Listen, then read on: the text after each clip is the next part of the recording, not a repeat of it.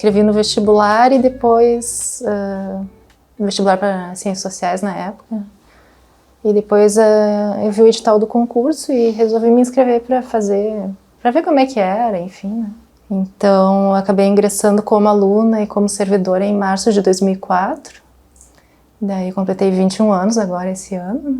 Daí eu segui toda a graduação, né? A licenciatura, o bacharelado, depois o mestrado. Aí o doutorado fui fazer fora, voltei, e agora estou fazendo pós-doutorado aqui no PPG em Sociologia. Uma vida de estudos e de trabalho na universidade, né? E trabalhando em diferentes setores, a maior parte do tempo eu fiquei em torno de 15 anos no campus do Vale. Depois uns 5 anos na reitoria, não chegou 4 anos na reitoria, e depois vim aqui para a Faculdade de Medicina. Estou completando 2 anos aqui na Faculdade de Medicina. Aqui na faculdade, o núcleo de gestão de pessoas, ele demanda muito tempo, porque são em torno de 300 professores e 50 servidores, mais uns 10 professores substitutos, então é um volume de trabalho bem elevado, assim. Mas a gente diariamente auxilia os docentes na abertura dos processos, por exemplo, progressão funcional, todos abrimos aqui pelo núcleo, estágios probatórios, aposentadorias, enfim. A gente tem que ter um tato, assim, saber lidar, né, com as pessoas, porque tem bastante atendimento ao público. E acho que saber se colocar no lugar do outro, independente da categoria, assim, se é professor ou se é colega técnico-administrativo, sabe? Tem que estar disposto a auxiliar, mas também, eventualmente, a gente precisa colocar algum limite. Compreendendo a estrutura da nossa sociedade, a gente percebe a reprodução dessa estrutura social, de certa forma, na universidade, né? E também no curso de medicina, que é um curso bem tradicional e é uma faculdade das mais antigas, né? Então, claro, existe uma hierarquia muito grande de classe social, isso a gente percebe no dia a dia, assim, né? No início eu achei bem desafiador, assim, assumir esse núcleo, né? Mas depois eu fui me organizando e agora eu agendo os horários de atendimento e assim eu consigo atender a todos, acho que de forma satisfatória. E mais recentemente, no ano passado, eu recebi um colega novo, o Matheus, que é até formado em jornalismo também. E ele tem me auxiliado bastante também. Nós temos também uma bolsista, a Beatriz, que é excelente. Então, conseguimos assim trabalhar em equipe muito bem. Mas é gratificante quando as pessoas agradecem, assim, né? Quando reconhecem, assim, volta e meia a gente recebe assim um feedback positivo do trabalho. E eu gosto muito daqui, gosto do prédio, gosto do bosque, né? Eu adoro esse bosque. Por isso eu gostava também do Campus do Vale, e na reitoria eu já não gostei tanto, né? Muito concreto, assim, trânsito muito pesado. E aqui não, embora tenha Ramiro, que é bem movimentada, mas é uma espécie de refúgio, assim.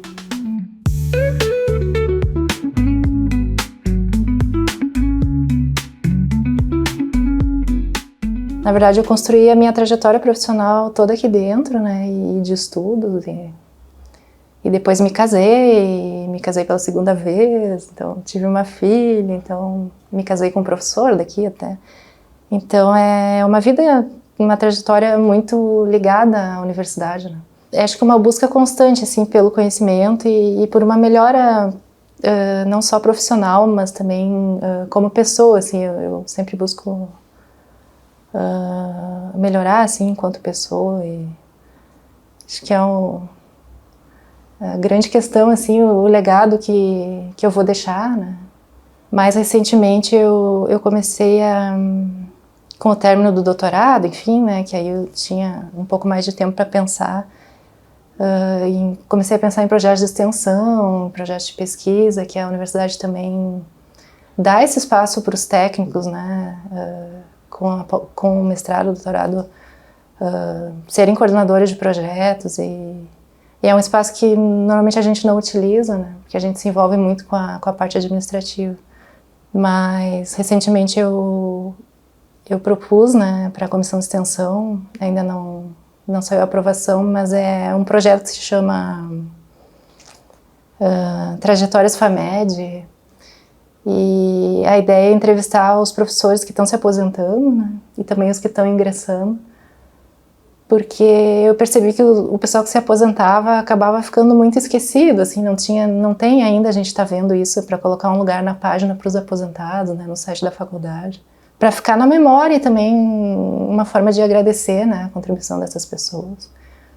E para os que estão entrando, né, para também terem assim, esses legados dos que estão se aposentando como inspiração. E claro, como socióloga é um prato cheio, assim, fazer essas entrevistas e depois analisar. E eu gosto bastante, assim, eu acho muito rico sociologicamente, assim, claro, eu trabalho com as informações das pessoas, né, tem todo um sigilo de informações pessoais e tal, mas eu consigo enxergar coisas muito interessantes. Por exemplo, questão de dominação masculina, né, na nossa sociedade. Em alguns departamentos aqui é muito visível. Por exemplo, o departamento de nutrição tem um professor homem e todas as demais, acho que são 20 e poucas, são mulheres. Ao passo que o departamento de cirurgia, que são 30 e poucos professores, tem, acho que agora com uma professora nova que está ingressando, são quatro mulheres e o restante todos são homens, né? Então isso atiça a minha curiosidade até de fazer pesquisa, assim, se eu tiver a oportunidade de publicar um artigo sobre essas questões, assim, com certeza eu vou publicar, né?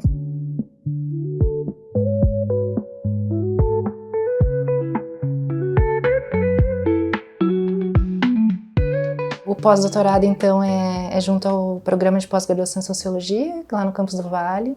Além das aulas, eu tenho um projeto de pesquisa que a ideia é seguir o que eu já trabalhei na tese, né, que é evasão no ensino médio, só que com outro recorte temporal, que na minha tese eu tive que balizar ali até 2019 para isolar a variável pandemia, né?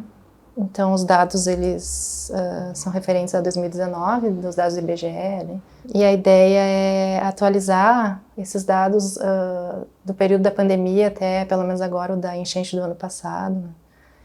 E comparar também o que teve de mudança, né? O recorte geográfico permaneceria a região metropolitana de Porto Alegre.